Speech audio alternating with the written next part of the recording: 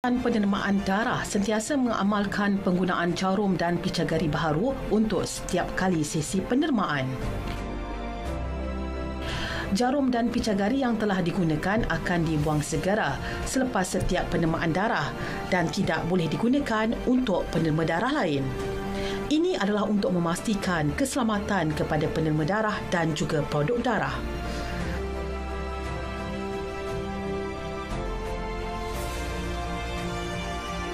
Prosedur mengambil darah juga menggunakan teknik antiseptik bagi memastikan penerima darah dan darah bebas dari kuman dan selamat. Selain itu, selepas sesi penerimaan, penerima dinasihatkan berehat seketika, minum banyak air dan mengelakkan aktiviti lasak sebelum memulakan aktiviti rutin selepas 3 atau 4 jam selepas sesi penerimaan.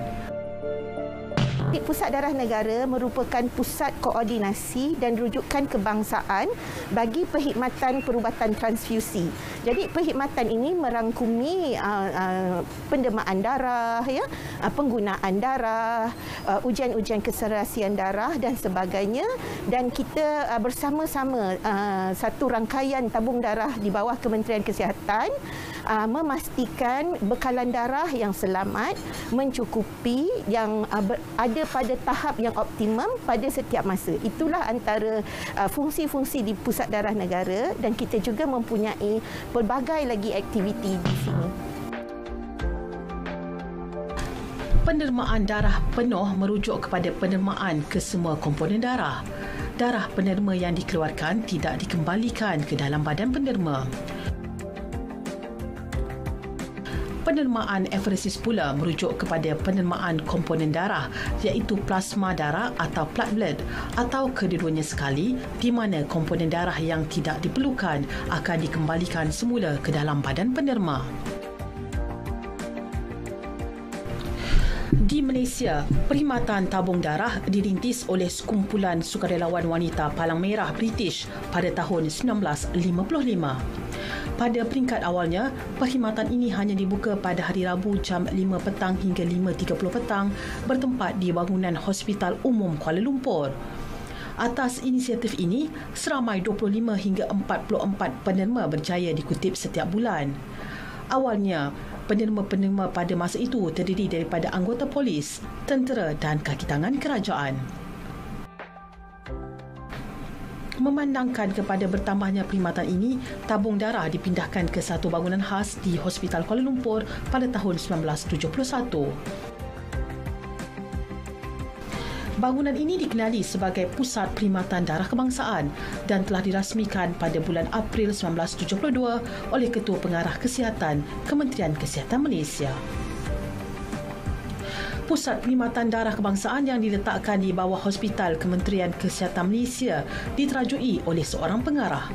Beliau bertanggungjawab dalam segala hal perkhidmatan darah yang merangkumi hal teknikal dan pengurusan.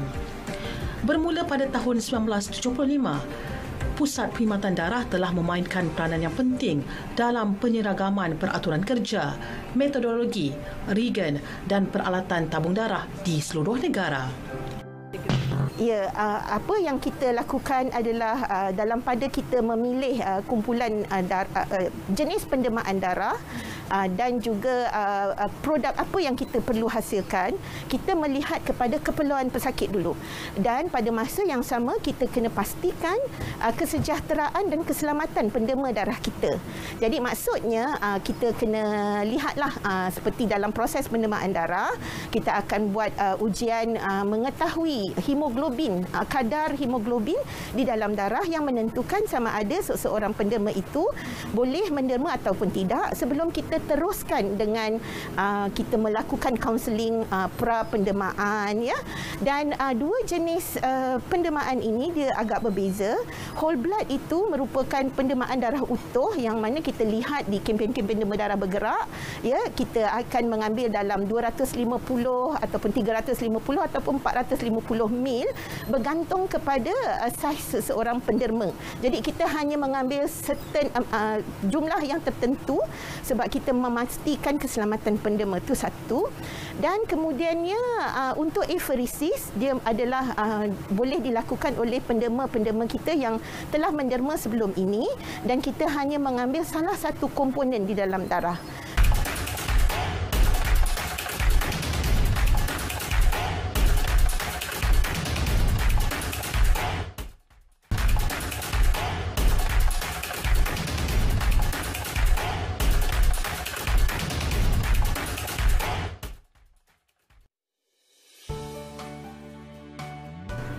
Apa itu sel darah merah? Darah manusia terdiri daripada sel darah merah, sel darah putih, platelet dan plasma, di mana sel darah merah dihasilkan di dalam sumsum tulang. Tahap hemoglobin atau lebih dikenali sebagai tahap HB diambil sebelum memulakan sesi pendermaan, kerana jika hemoglobin berkurangan, ia akan menyebabkan kekurangan oksigen ke tisu-tisu badan. Bekalan darah negara dijangka menurun ke paras kritikal jika stok darah di pusat darah negara dan tabung darah terus menurun sepanjang tempoh penularan wabak COVID-19. Ketika ini, bekalan darah jenis A, B dan O dikesan semakin menurun, sekaligus menuntut tindakan drastik dilakukan untuk mengatasi masalah kekurangan bekalan. PDN dan tabung darah di seluruh negara memerlukan sekitar 2,000 beg darah sehari. Pusat Darah Negara melakukan pelbagai inovasi baharu bagi memenuhi stok bekalan darah dan memudahkan orang ramai menderma darah sepanjang pandemik COVID-19, terutama dalam tempoh pelaksanaan Perintah Kawalan Pergerakan PKP. Okey, alhamdulillah ya, memang pada awalnya bila kita ketahui adanya pandemik COVID-19, terdapat kebimbangan di peringkat masyarakat untuk menderma darah, dan pada masa tersebut memang pendermaan darah berkurang mendadak kerana satu, kebimbangan penderma darah, dan keduanya terdapat pelbagai penganjur yang perlu membatalkan ataupun menangguhkan kempen derma darah. Jadi apabila kita membuat sesi dengan penderma, memaklumkan kepentingan bekalan darah dan sebagainya, kita lihat bekalan darah telah meningkat balik sehingga kepada paras yang sebelum ini. Jadi kerana kita ada fasa yang mana terdapat penurunan pendermaan darah, kita lihat di Pusat Darah Negara sendiri, apabila kita bandingkan statistik tahun 2020 dan tahun 2019, terdapat lebih kurang 14% penurunan lah. Tapi perlu diingat juga pada masa awal pandemik tersebut, kita juga tidak ramai pesakit di hospital yang memerlukan darah. Jadi tak ada masalah pada waktu itu. Kita mempunyai bekalan yang mencukupi, tetapi kita perlu terus untuk memaklumkan kepada masyarakat dan penderma darah tentang kepentingan menderma darah secara berterusan, kerana keperluan darah ini memang berterusan. Ya, dia ada keperluan kepada yang kecemasan. Contohnya orang yang mengalami kemalangan ataupun ibu yang bersalin dan sebagainya. Jadi yang tu kita tak dapat kawal kerana keperluan tu boleh timbul mendadak, dan kita perlu sentiasa ada bekalan darah yang mencukupi untuk membantu mangsa-mangsa kemalangan ataupun pesakit yang memerlukan darah ini. Pada awal peringkat tersebut, pandemik itu, kita ada juga pengurangan operasi pembedahan pesakit, kan, kecuali pembedahan yang kecemasan. Dan itu juga menyebabkan bekalan darah kita, keperluan bekalan darah itu boleh dikawal masa tersebut. Tapi buat masa sekarang, apabila keadaan pandemik lebih di dalam kawalan, kita lihat keperluan darah kembali kepada tahap sebelumnya, iaitu untuk Pusat Darah Negara kami perlu mendapatkan bekalan lebih kurang daripada 500 penderma darah setiap hari, dan untuk satu negara pula kita perlukan lebih kurang 2,000 beg darah sehari untuk seluruh Malaysia bagi kegunaan pesakit. Bagi penderma darah, mereka perlu melakukan saringan kesihatan ringkas untuk mengetahui berat badan, kumpulan darah dan paras hemoglobin. Selepas mendaftar, satu sesi temuduga bersama dengan doktor dilaksanakan bagi mengenal pasti kelayakan penerima darah. Selepas sesi penerimaan darah, para penerima juga diwajibkan untuk mengambil kudapan yang disediakan bagi mengelakkan gejala pitam dan pening kepala. Saya menderma darah sebagai satu tanggungjawab sosial dan saya secara regular menderma darah setiap 4 bulan. So dalam 1 tahun lebih kurang 3 kali. Jadi saya galakkan ramai rakyat Malaysia untuk menderma darah, membantu tabung darah dan menjalankan tanggungjawab sosial mereka lah. Dari segi kesihatan saya kurang pasti, tapi saya pernah baca menderma darah boleh replenish kita punya blood cell yang baru. Jadi mungkin elok untuk jangka masa panjang. Dari segi sambutan, saya lihat untuk tahun 2020 dan 2021 ni saya nampak makin ramai. Jadi mungkin kesedaran rakyat Malaysia terhadap tanggungjawab sosial mereka menderma darah semakin lebih baik, dan juga dengan kelonggaran restriction MCO ni mungkin lebih ramai akan lebih berminat untuk menderma darah. Saya rasa untuk pertama kali nak cubalah macam mana rasa dia untuk menderma darah, lepas tu nak membantu orang yang memerlukan darah. Itulah. Macam sekarang pun ramai dah dapat kesedaran apa semua untuk derma darah kan. So macam kita tahu derma darah ada banyak faedah-faedah dia, daripada segi kesihatan sampailah ke fasiliti kesihatan boleh dapat stay percuma dekat hospital, boleh dapat injection hepatitis B. Macam yang kita tahu ramai takut nak derma darah sebab takut dengan jarum, takut sakit. So saya sebagai seorang yang jadi katakan agak takut dengan jarum, so sebenarnya tak sakit pun, so jangan takut, bolehlah datang derma darah. Tak ada apa-apa pun, tak ada rasa loya ke pening kepala, tak ada, semua okey je, alhamdulillah. Terdapat beberapa kes di mana kejadian penerima lapse, yang bermaksud penerima yang tempoh penerimaan terakhir melebihi 2 tahun. Kajian di seluruh dunia membuktikan bahawa penerima tetap, iaitu penerima yang menerima darah secara berkala, merupakan penerima yang selamat dan terhindar daripada risiko penyakit bawaan darah.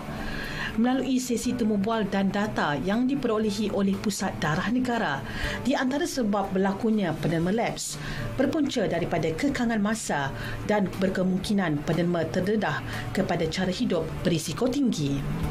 Beg darah yang diterima di produksi akan diproses oleh staf Jawatan Juru Teknologi Makmal Perubatan.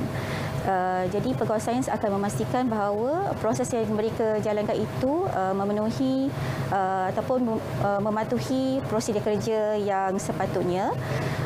Kedua, pegawai sains memastikan bahawa peralatan yang digunakan adalah dalam keadaan baik, dan sekiranya ada masalah, pegawai sains perlu memastikan bahawa peralatan tersebut perlu dibaiki, dan juga peralatan tersebut memenuhi keperluan GMP yang diperlukanlah. Selepas pemprosesan darah, darah tersebut secara rawatnya akan diambil oleh pihak kualiti Pusat Darah Negara bagi memeriksa kualiti memenuhi tahap piawaian. Sekiranya pihak kualiti Pusat Darah Negara mendapati bahawa terdapat shortfall in quality, maksudnya kualiti komponen darah yang disediakan itu tidak memenuhi kriteria, pegawai sains produksi perlu melakukan penyiasatan sama ada dari segi troubleshooting berkaitan dengan peralatan, daripada segi teknikal staf yang menyediakan, dan mungkin juga faktor-faktor yang mempengaruhi adalah dari segi penghantaran awal yang diterima di produksi.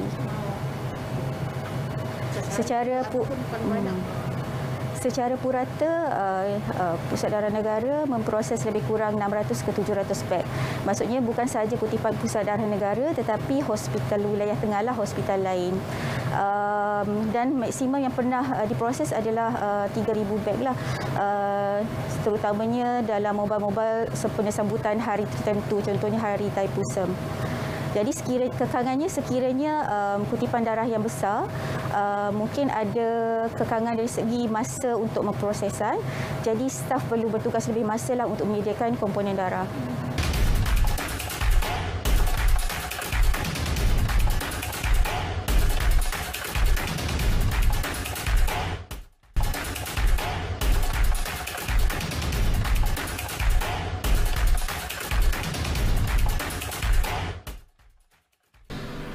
Terdapat juga situasi di mana terdapat penerima di dalam kategori penerima darah jarang ditemui atau kumpulan darah ganjil, iaitu jenis darah yang sukar dicari dalam populasi tertentu kerana bergantung kepada gen yang diwarisi daripada keturunan.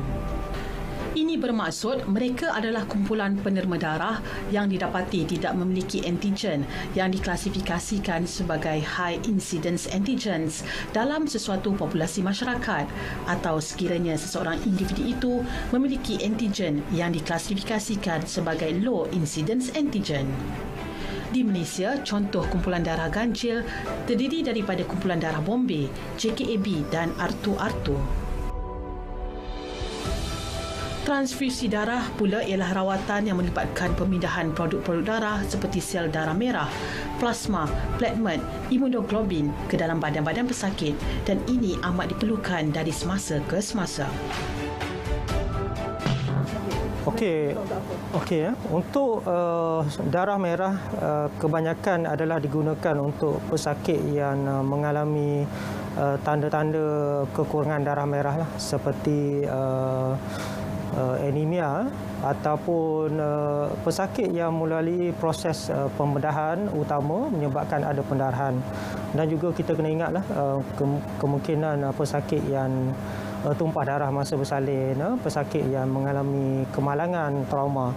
Begitu juga dengan darah plasma ataupun darah plasma dan juga platelet. Untuk platelet, biasanya pesakit yang diperlukan sama juga pendarahan teruk sebab trauma ataupun pembedahan, ataupun pesakit yang mengalami kanser organ ataupun kanser darah lah, seperti pesakit leukemia ataupun pesakit yang menerima rawatan untuk kanser darah.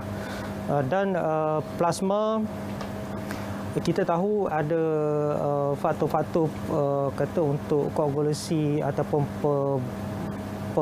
membantu pembukaan darah.